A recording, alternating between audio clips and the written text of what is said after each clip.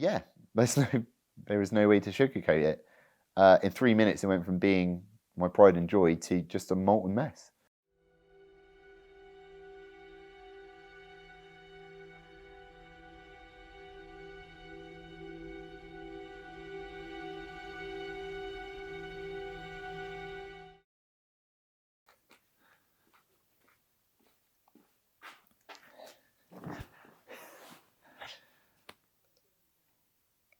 No, what was I going to say? Hello, you joined me in my friend's unit and workshop, and in the background is my 996 Turbo, which I never thought I'd own, but somehow I do, which is quite surreal because I wasn't really interested in cars. I don't know if I really still am. I just like fixing things. These seem to be fairly bulletproof, but I've managed to own an eclectic mix of stuff that has broken quite successfully. I've managed to successfully repair it. Other bits of it, not so successfully. Some bits have caught fire. In fact, an entire car caught fire.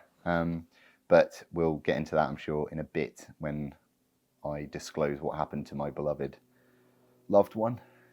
I'm sorry, I'm going to make myself laugh there. The plane that's flying over. Yeah, I'd like to say I come from a family that are steeped in motorsport heritage, but I don't. I think my mum likes to think she is, but she's basically my family car when I was a kid growing up. They had a Mk2 Golf GTI, E815 HAC, if it's still going. Beautiful. It's 5-door, white, big bumper. Everything about it was good, especially being a kid because it was fairly prompt. And my mum drove very fast, I seem to remember. But my dad basically got me into, I guess, anything with a combustion engine. He dabbled a bit in rallying in my youth. He was predominantly a co-driver for his friend Chris. Chris, I don't think, was very good at fixing the cars. That might be really bad on Chris, so I'm sorry if that's wrong. But Dad was very handy at repairing stuff. He had mopeds from a very tender age where he'd polish the heads and make them go a bit quicker. And I think that just got imparted onto me. I got into bikes as a kid. I then fell into motocross, which I still do for my sins. And yeah, motorbikes was pretty much what I was all about. Cars weren't really even on my radar until I became of an age where I could drive. And of course, it became a necessity to go see friends. I passed my test when I went to university. I went and picked up my first car, which was a Mk3 Golf CL. And I say I picked up, my dad drove me to Eastleigh to get it with a blown head gasket, much to my surprise, because I assumed I was going to be able to get in this thing and drive it. And we promptly towed it all the way home, where he taught me how to repair it. And by taught, I mean sent me to Halfords, bought some bits, we threw it together on his driveway, and I love that car. I think most people do like their first car, and if they don't, I feel sorry for them. But yeah, I still at that point never really felt I had a bug for cars, so to speak. I liked the idea of fixing them. And now I'm going to contradict what I just say by going, then I bought a Mk2 Golf GTI. Because I really liked my family one when I was a kid growing up, and my sister always spoke fondly of it too. And I was desperate to have something a little bit faster than a 1.4 Golf CL. No disrespect. I will talk about the track day I did at Thruxton that my friend Max, who may or may not be in shot, came to with me, and I was desperate to get in and do some laps with this kiddie. Anyway, I digress. And yeah, this 5-door white Golf small bumper came up for sale locally. Went and got it. Couldn't insure it at all because I was 6, maybe 7 months into driving, but had it on a driveway as a project to make good, even though it ran. And I was desperate to just get 1 year's no claims, and then I was gonna drive this thing. And back then, I felt like this was the fastest car in the world. I may or may not, and you don't know where I live, so I can disclose this. I may have driven it just to test it out in Mexico, and it was fast. It was very fast. The fastest thing I've ever been in at that point in time. I now know, of course, it wasn't. It was fairly pedestrian by modern standards, but it felt very quick. And I loved it. And I took bits off it and I polished it up. And it's probably then that I started to go, oh, yeah, these cars are all right. The only thing was they were expensive. And I was used to getting stuff muddy and breaking them and then you buy bits and it's all okay again, and you're using something that's designed to get trashed, whereas cars are designed to last. And yeah, maybe I didn't treat that with as much care as I should have. But that was my first experience of enjoying owning a car, I guess, was the Mk2 Golf. I then went on to own 3, 4 more in varying different states of disrepair, and worked through them. I did like every youthful child does, I'm sure. I threw coilovers on them. I threw bad shocks on them. I swapped bits out of them. I stole bits off mates. I put bits of other cars onto them. I just really enjoyed it. And then I went to university with one that got stolen, which sucked. And I had the joys of getting a Peugeot 205 diesel. I want to say a 1.7. Someone will say that they never made them, and they're probably right.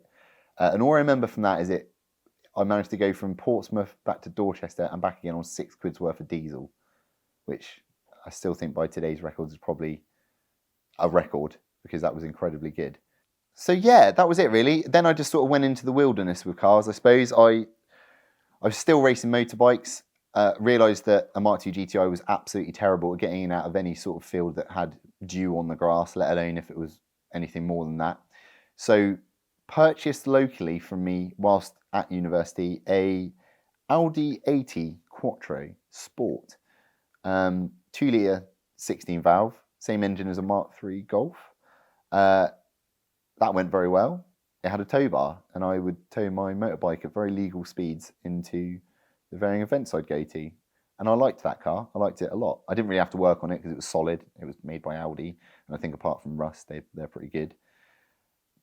Then I don't know what happened. Maybe I fell over on a night out and bumped my head, because I decided to sell it and get a...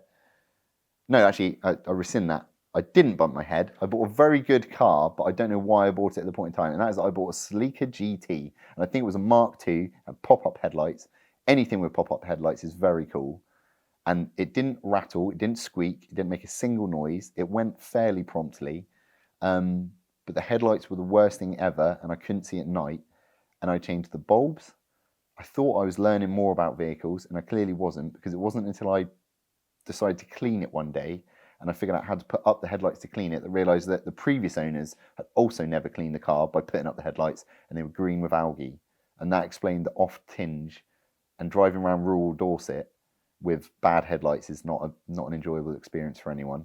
That radically improved the visual aid of the windscreen, it turns out. And I liked that car. I liked it a lot. But I still needed a van to go racing, so I shamefully swapped it to get a Vauxhall Midi van. And I'm not even going to discuss the vans that I've had, because vans are vans and I love them. I lost one in a fire. Part of the other fire that I'll talk about, I'm sure, in a minute. And that was very upsetting, because the van was an innocent party and all of that. Poor little thing. But yeah, I went on a hiatus from cars. I had to have a van. This Midi that I had, the battery was so shit in it, and I was so cheap and I couldn't afford a battery, that I would trickle charge it overnight. It had enough grunt to start it in the morning. I'd get to work, and then I had to bump start it to get it home.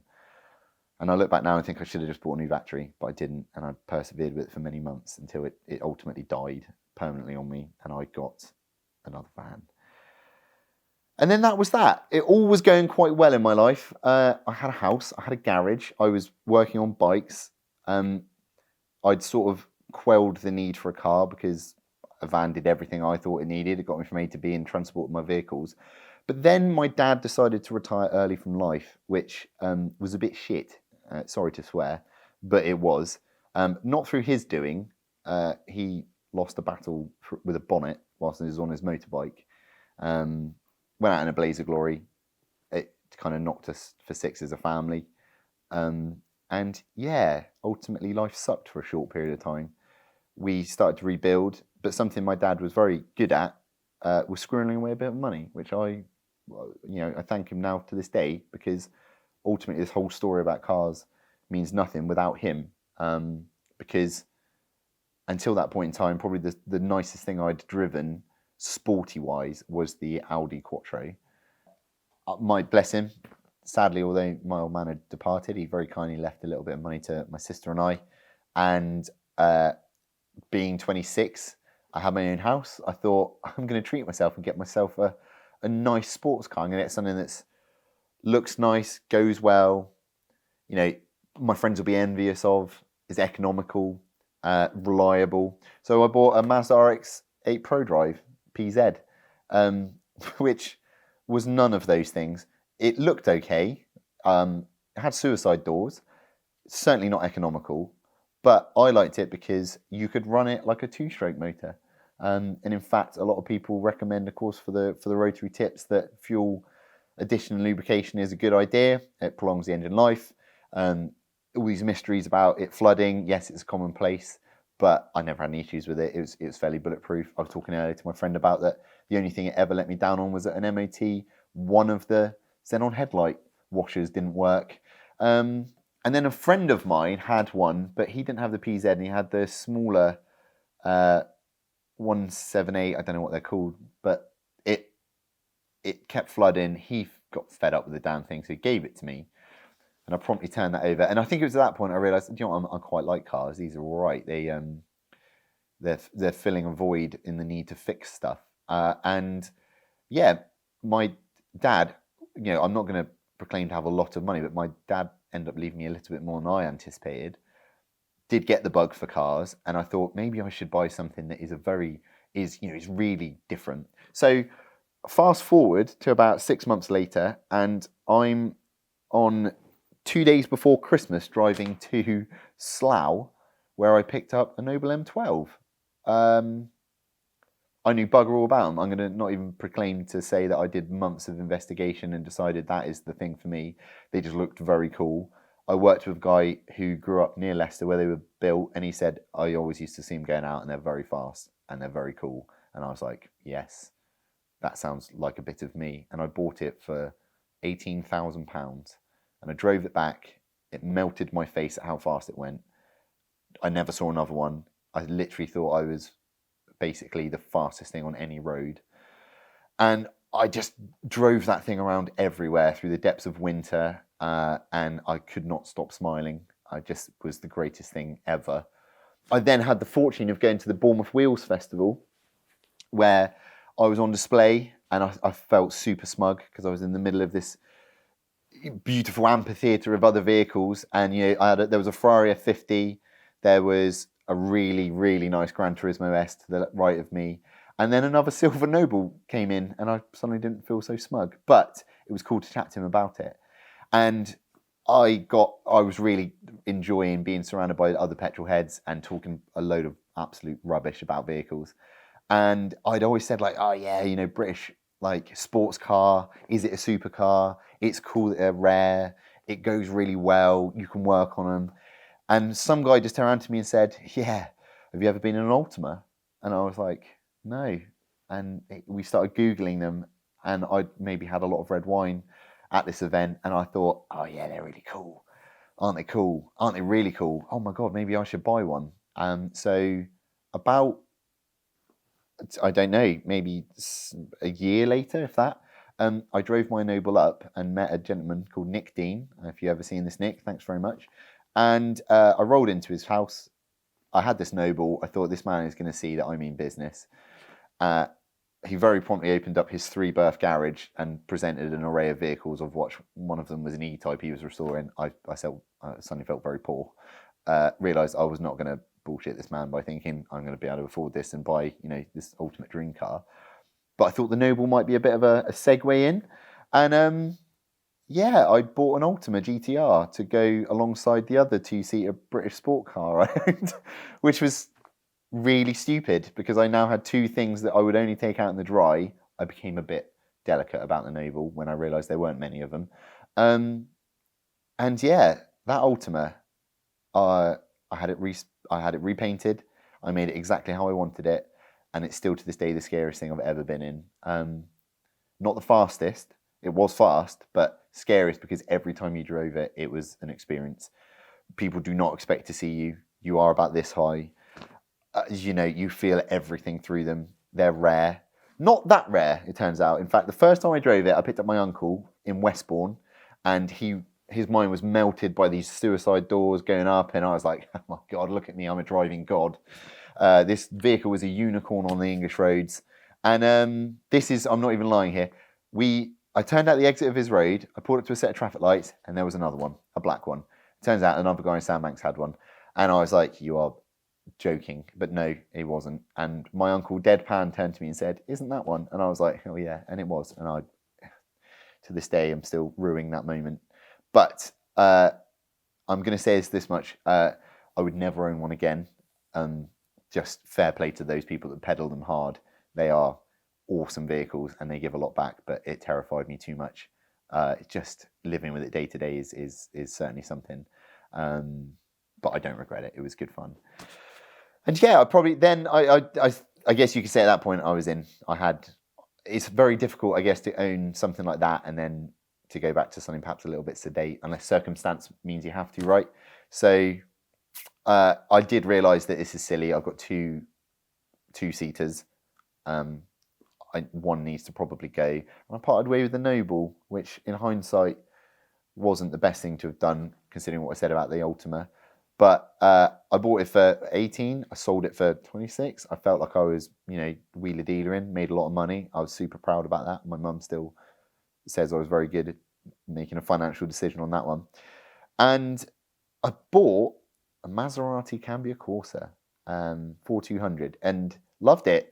Baseball leather interior, sounded very good.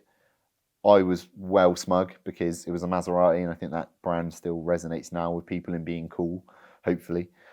And wafted around in this thing, took it to work. Yeah, just generally enjoyed ownership of it.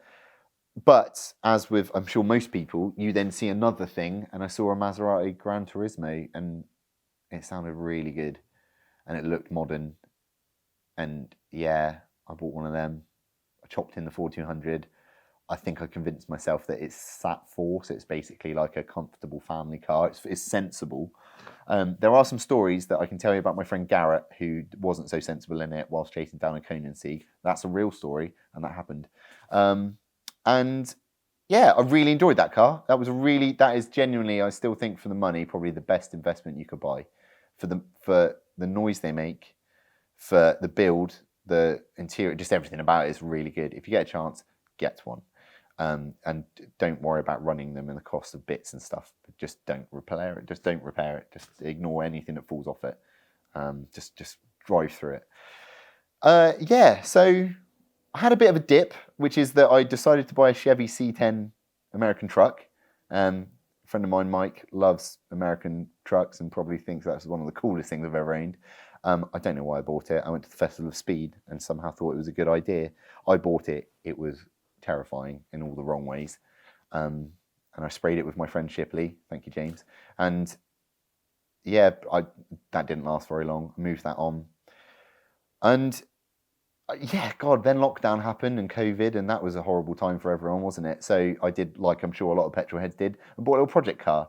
And that was when I first got into the brand Porsche. And I feel that's what you need to say is you get into a brand. Because I had zero interest in them, if I'm honest, prior to that. They were, I think, cool, but I thought for the money, if you were to say that costs 30,000 and it's a Porsche, and then you see something else for 30,000 that's of an equivalent, the other thing was cooler for some reason, right? But I bought a very cheap Cayman S as a project, and suddenly thought, God, it goes very well, and it sounds very good, and it's built really great, and I had to repair some bits on it. And the more I worked on it, the more I thought, I get this. I get why they're so cool. And the Cayman is just a really good platform, being mid-engine, rear-wheel drive. It's light, it's agile, it's small. It's everything you need for a British road because we've got not the best road surfaces. And sadly for me, it reignited an itch. I'd got rid of the Ultima. I'd sold on the Maserati. That sounds really tossy, doesn't it, saying those words in quick succession? But anyway.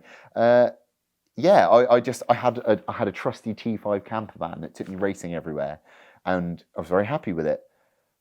But this came and suddenly made me think, I quite like the idea of having a fast car again and something a bit sporty. And I was working from home, and I work in IT, and I didn't need to travel, so I bought a Noble again. I couldn't scratch that itch.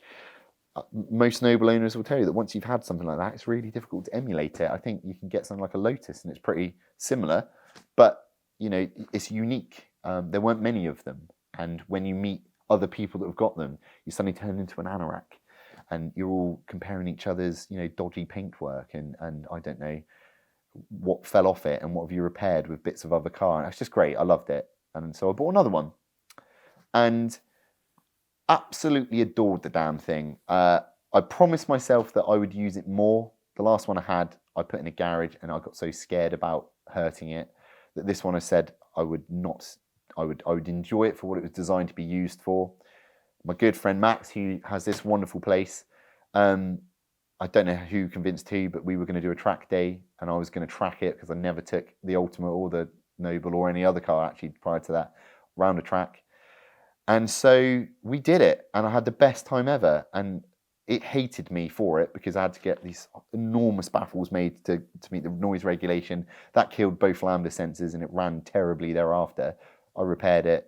I love that car though. It was really good and I felt super unique everywhere I went in driving it. And again, it was an experience. And I sent it off to be serviced and I really thought I'm going to take good pride in this one. I had the nose refinished and it just had its MOT and I put it in the garage and we went away on holiday. Got back from holiday and then I needed to go pick up something for our van. And I thought, do you know what? I'm going to take the Noble. The sun is out. Why don't I? And the only way to explain what happened is it misbehaved in as much that it fired up and it was all good and it sounded smooth as butter. And I followed a learner driver onto a dual carriageway and it hesitated on me. And I was like, that's a bit odd. And then on this dual carriageway, about half a mile from my house, I went to overtake gently and it hesitated again. I pulled in, I thought, no, I'm not having this. I need to just go get some bits. I'll just put it back home. And I pulled onto my driveway and it caught fire. Yeah, there was no way to sugarcoat it. In 3 minutes, it went from being my pride and joy to just a molten mess. It made some news. I live in a little village. The school came out to experience what was happening, probably because there was a fire engine. My friend who runs this is a fireman and probably can giggle about it now. But yeah, I ran around swearing a lot in my little village. Lots of my neighbours consoled me. They were saying about how, oh, you're the car guy. And suddenly my car was on fire. So that sucked. And it took my van with me too, which I hate because that was an innocent bystander in all of it. And it put me off cars. If I'm honest, it was scary. I didn't like that. I promised myself I wouldn't get anything that's composite again, just because of how quickly it consumed itself. And that did last for quite a while, 6 weeks, in fact, to be precise, because then I bought this, which is just epic, if I'm honest. I had bought in the interim, sorry, I have missed something. I bought a Cayman S with a turbo, and that was really good fun, and I still own it, and it goes like hell. And my eyes were opened as to how good a turboed Porsche could be. And I thought, I bet something from factory is even better. And these are affordable now. They're at a good price point. I went to view this. My good friend Ben that's making this, in fact, took me to view it. And I think like anyone that buys a car that's already bought in their head, I wasn't going there to test drive it. I wasn't going there thinking, oh, I'll walk away from this if it's not right. No, I'd already decided on what was going to be my next air freshener to go inside it. And I've loved it ever since. It's just so complete. It's solid. We did a driving tour around Wales the previous year and I took my Noble and I had the best time ever at legal speeds. And then this year previous year gone, we went round and I took this and I'm so thankful I had it. It's just awesome. It really is. It just delivers power in a way that is so comforting legally, and it pulls around corners and it stops and it doesn't bump and rattle and you don't have this innate fear you're going to go into a hedge backwards. Not that all Nobles do that, by the way, just there is that slight fear in the back of your head that if you hit a bump funny or, I don't know, you come around the corner and there's a sheep, which is commonplace in Wales, right? You're going to stand on those brakes and the lack of ABS might undo you a bit. So yeah, I bought this. For those that don't know, this is a 2003 996 turbo, 911. It is four-wheel drive, rear-wheel bias. It is rear-engined. It's a 3.6 twin turbo. This is fairly standard trim, and you know, it's just very impressive out of the box. You know, if you're a weight weenie, you might say it's a bit tubby, but I like the additional weight. It's very stable. The steering feel is good and solid and precise, and it just does what you need it to do. When you want to go, it goes. You can leave it in low gears and it will pull. If you go into higher gears, which I assume people do in the Autobahn, I do not, it goes very fast. And yeah, just such a complete package. It's not a better car than the Noble because they're completely different beasts. They really are. But I love this thing. I really do. And as I'm getting older, it just, I can leave it outside and I don't worry it's going to melt. I don't fear that bits of car are filling with water that shouldn't fill with water. I keep my Noble in a garage. This one I don't anymore, and I keep other stuff in there. And I can turn it on and it runs, and I love it. It's so good, and there are bits available for it if I want to do something, or if I decide to change something in future, I can change it. And there's a plethora of people on the internet that will probably tell me what I've done with it is wrong, but it's just a community of people.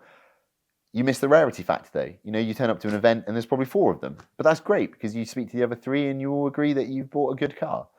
And if you want a fun car to do everything, it seats 4. It doesn't seat 4, by the way. It seats 2, and you either have some very small friends or you have some friends you don't like very much and you want to subject it to some horrible misery because I've taken the rear seats out. It's useless in that respect. But it does mean there's extra luggage space, and I'm going to do some driving tours with it. I'm going to go around Wales again, and we're probably going to I think we're going to Belgium, and we're going to do autobahns, and we're going to do all the things that petrol-heady people do that I've not done, shamefully, in 38 years of being on this planet. And that will do it. So, yeah, this is modern day now. I'm a 38-year-old man that owns 2 black Porsches that do the same thing. And a minute ago, I said I had 2 British sports cars that did the same thing. So am I selling one of them? Yes. Because I've found what I feel is a very complete package. Is it a better car than the previous Noble I had? Yes. If you break it down into it just being a car, it is. Okay? Because it's very reliable. It's prompt when you need it to be. It's had a lot of investment put into making it into the car it is today. I love the Noble brand. I'm not going to say a bad thing about them. I think they're wicked, and I would have another one again if I could, but I kind of promised myself I wouldn't. Just this right now for me is the better car, and I'm really looking forward to driving it more and more. Would I own another Noble again? Well, yes, because I've got a very good friend who's a fireman,